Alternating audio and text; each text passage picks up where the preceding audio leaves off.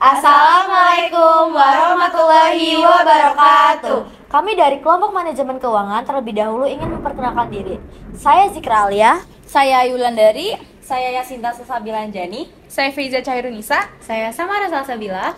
Berikut penjelasan tentang manajemen keuangan dari kelompok kami. Terima kasih dan selamat menyaksikan.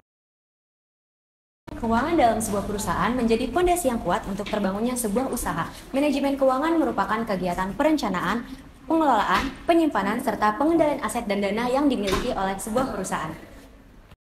Tujuan dari manajemen keuangan sendiri, yang pertama menjaga arus kas, yang kedua memaksimalkan keuangan perusahaan, yang ketiga mempersiapkan struktur modal, yang keempat memaksimalkan keuntungan, yang kelima meningkatkan efisiensi, yang keenam mengoptimalkan kekayaan perusahaan, yang tujuh mengurangi resiko operasional, yang delapan memastikan kelangsungan kehidupan perusahaan, dan yang terakhir mengurangi biaya modal. Fungsi manajemen ada 5. Yang pertama ada planning, merupakan proses perencanaan dalam usaha.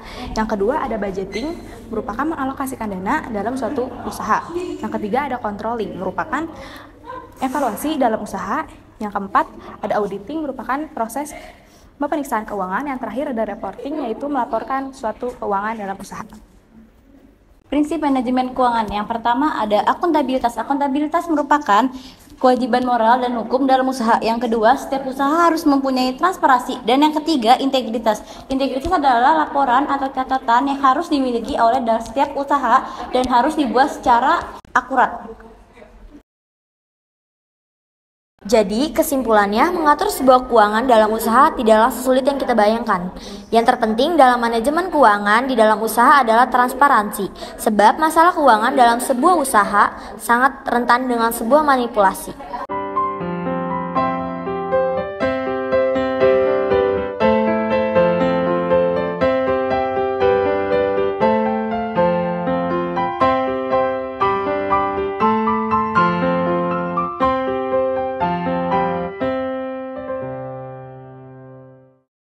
Assalamualaikum warahmatullahi wabarakatuh.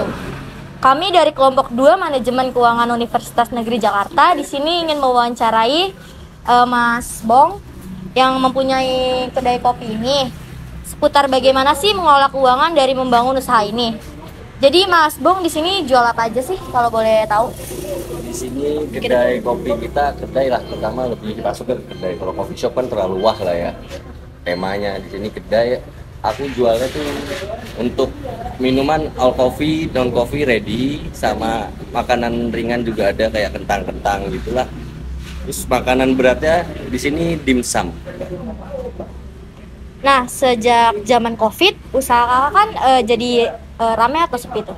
Wah, angel mbak, susah. Oh. Susah ditebak gitu ya? Susah ditebak, satu ya genting lah. Banyak ngorbanin hal juga lah buat mempertahankan ini tempat tetap buka. Oh ya udah, saat rame atau sepinya toko ini, gimana sih Kak cara kelola usaha khususnya di bagian keuangannya? Lebih ke belanja stok yang sekiranya itu orderan selalu keluar sih mbak. Jadi yang ibaratnya ini dari all menu, misalkan 10 menu nih. Nah yang keluar itu cuma 6 ataupun 5. Nah kita stok bahannya cukup itu aja, sisanya kita paling per satu aja. Oh, kalau boleh tahu nih Kak, awal modal usaha ini tuh dari mana sih Kak? Ngepet mbak. Enggak, bercanda. Oh iya, bloggers. Ya gembling mbak, usaha dari nabung lah, gitu, kecil-kecilan. Saya Kak Bung dalam mengelola keuangan itu suka ada kesulitan gitu gak sih Kak? Banget, pasti ada mbak. Pasti ada. Kalau masalah keuangan dalam hal apapun tuh pasti ada. Bukan di soal bisnis aja, soal kehidupan, jajan, kebutuhan pasti ada aja. Kalau misalkan nih Kak Bung, apa yang Kak Bung lakuin kalau semisal omsetnya itu tidak mencapai target? Cari jalan keluar sih mbak. Cari inovasi ataupun kita buat satu promo, diskon untuk narik pelanggan lagi supaya datang atau tertarik lagi lah gitu. Lewat sosial media sih biasa kita sebar, Instagram atau Facebook atau teman-teman grup komunitas Rawamangun terutama sekitaran Rawamangun. Akamsi. Iya. Akamsi sini.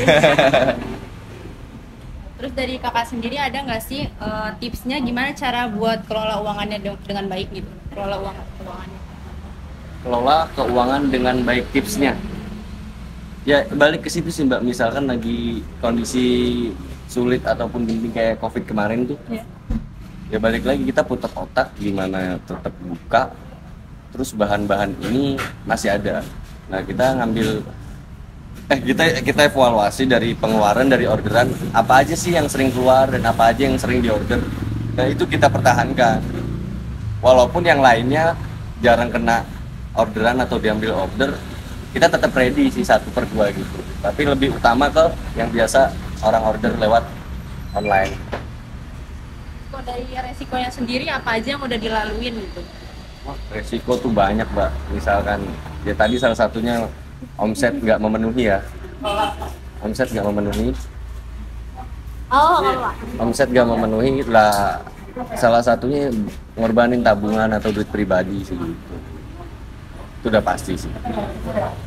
Nah, ini balik lagi nih yang tadi. Nah, saat keadaan usaha ini kan kadang ya stabil, enggak gitu kan kadang. Nah, gimana sih bagaimana Mas ini bisa mengelola usaha ini tetap jalan? Apakah menggunakan dana pribadi yang tadi atau misalkan udah nyiapin dana nih untuk usaha ini sekiranya nggak mencapai omset atau targetnya gitu? Kita hitungan, kalau aku pribadi hitungan bulanan ya.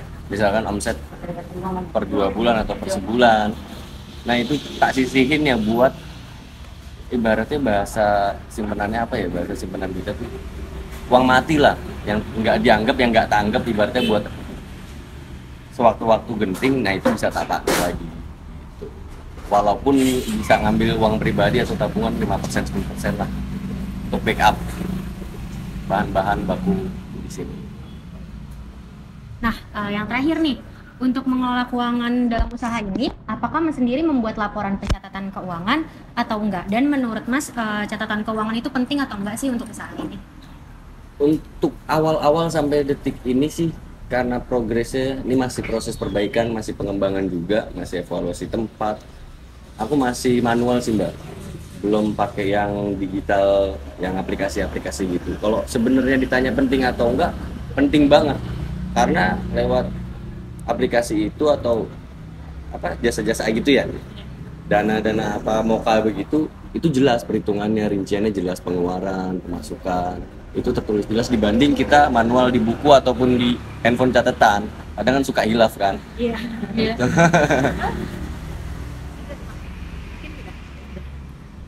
Mungkin itu dia wawancara kita kali ini. Mungkin gimana nih sekiranya wawancara dengan Mas Hong nih kira-kira nambah ilmu banget. Iya, nambah ilmu banget. Mantap guys. Asik juga orangnya guys. Iya, milenial. Kopinya juga yang buat guys. Alhamdulillah. Khususnya buat yang mau buka toko baru ya. Jangan lupa mampir ke Commons Coffee And dimsum. and Dimsum. Jangan lupa. Terima kasih banyak ya buat Makasih Mas. Makasih ya Mas. Siap. Ya. Sekian dari kelompok kami, kurang lebihnya mohon maaf. Wassalamualaikum warahmatullahi wabarakatuh.